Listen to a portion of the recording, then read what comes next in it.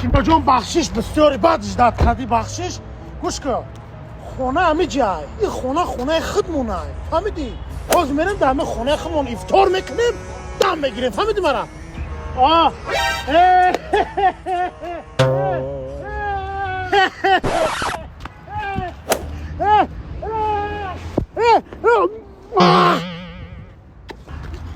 بچه تو دیوانه چی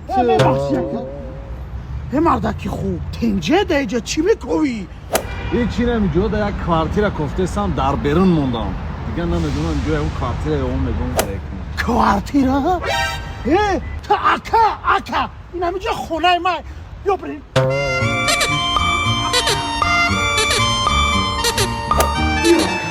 اکا بیو دانام جون من که خشم آدی اکا بیو دانام جون من که خشم آدی اکا خشم آدی بگذارم ایجا بگذارم که خونه بگذارم کی بودی؟ در کجای دیده بودمشم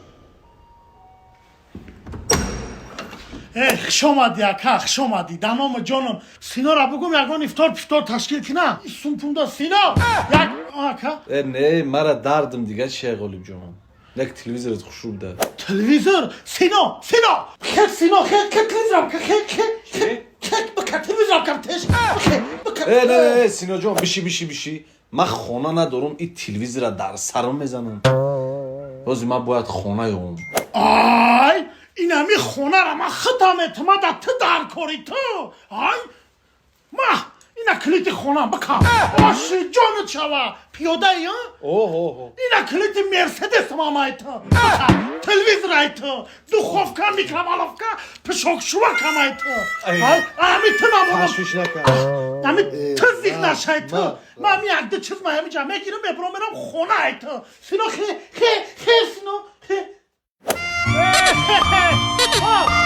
کجا سینا بجم ای همه چه دادی؟ ماشین دادی؟ خونه دادی؟ پشک شوک دادی؟ این تیفالا چی با گرفتی؟ اولی خفا میشوا نمیدونم ای کیای؟ ای 10 سال پیش باید داری او مابد استراجی را دادمش کو این ماشینی ما اینا کما برادر پیش خونه بمانش بعد نخدمی ها میگیرمش ای گپت ندارم نمیتانا ای او کیا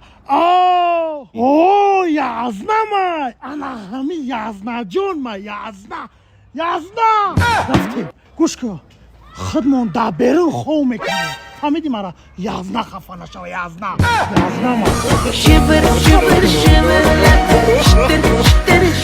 like